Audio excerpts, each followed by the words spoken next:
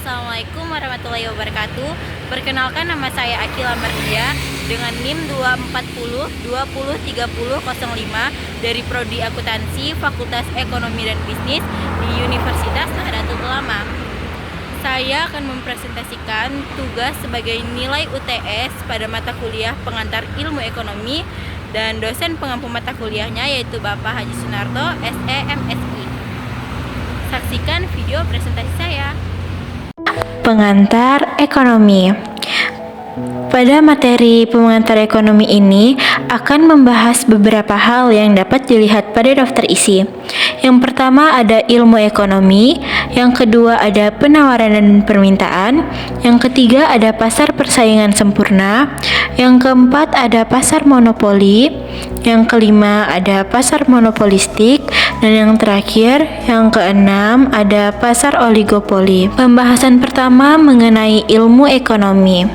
Apa itu ilmu ekonomi? Ilmu ekonomi adalah ilmu yang mempelajari bagaimana manusia memenuhi kebutuhan hidupnya dengan menggunakan sumber daya yang ada. Ilmu ekonomi juga mempelajari bagaimana sumber daya tersebut dikelola secara efisien untuk memenuhi kebutuhan manusia. Ekonomi dikembangkan menjadi yang pertama ada ekonomi makro. Ekonomi makro mempelajari perekonomian secara keseluruhan, termasuk kinerja, perilaku, dan proses mengambil keputusan. Ekonomi makro mempelajari keputusan negara dan pemerintah.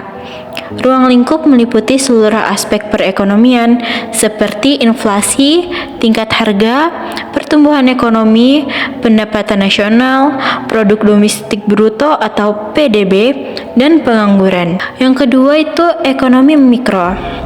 Ekonomi mikro membahas perilaku agen ekonomi yang kecil seperti perusahaan dan rumah tangga. Mempelajari variabel ekonomi seperti konsumsi, investasi, dan tabungan. Selanjutnya yaitu masalah dasar ekonomi. Yang pertama ada what, yang kedua ada where, yang ketiga ada why, yang keempat when, yang kelima from whom, dan yang keenam how. Pembahasan kedua mengenai penawaran atau supply.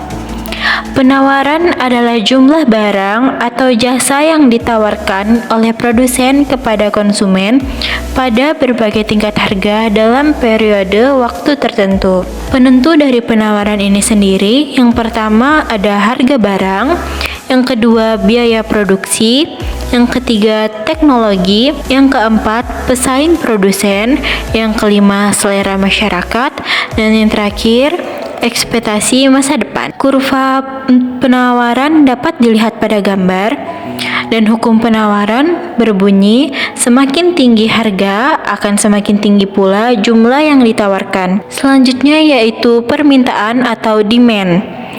Permintaan adalah jumlah barang atau jasa yang ingin dibeli oleh konsumen pada waktu dan harga tertentu. Penentu dari permintaan ini yang pertama ada harga barang, yang kedua ada harga barang lain, yang ketiga ada selera konsumen, yang keempat jumlah konsumen atau pendapatan, yang kelima tren masyarakat, dan yang keenam ekspektasi konsumen.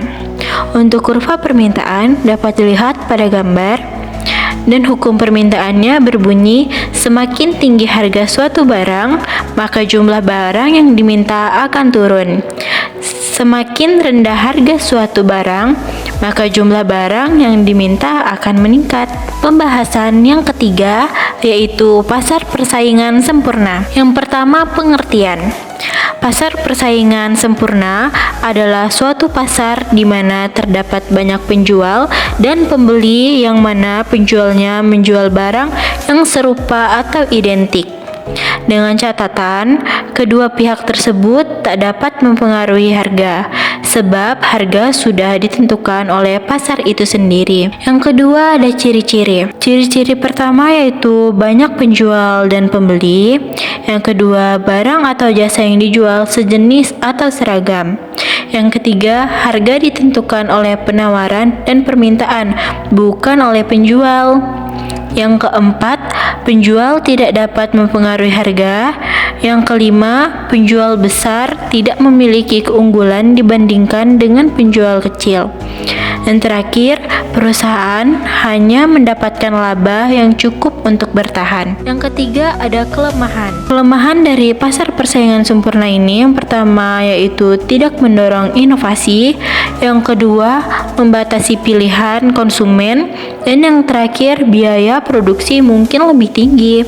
Pembahasan yang keempat yaitu pasar monopoli. Pengertian dari pasar monopoli ini adalah sistem perdagangan yang dikuasai oleh satu atau sedikit penjual, sehingga tidak ada pesaing. Dalam pasar monopoli, penjual memiliki kuasa untuk menentukan harga dan tidak perlu khawatir dengan persaingan. Faktor yang menimbulkan monopoli yang pertama yaitu memiliki satu sumber daya tertentu yang unik dan tidak dimiliki oleh perusahaan lain. Yang kedua, umumnya dapat menikmati skala ekonomi hingga ke tingkat produksi yang sangat tinggi.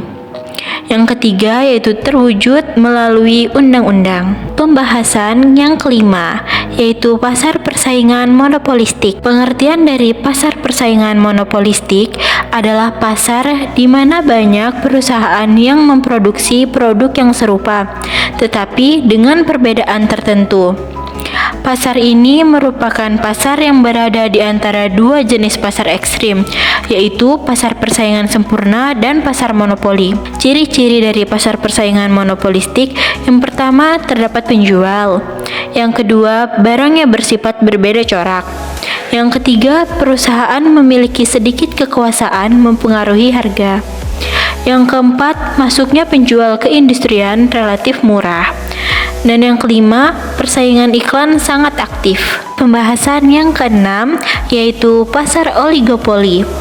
Pengertian pasar oligopoli adalah bentuk pasar yang hanya terdapat beberapa atau sedikit perusahaan saja yang menjual produk-produk yang identik atau mirip. Ciri-ciri dari pasar oligopoli, yang pertama, hanya terdapat sedikit penjual.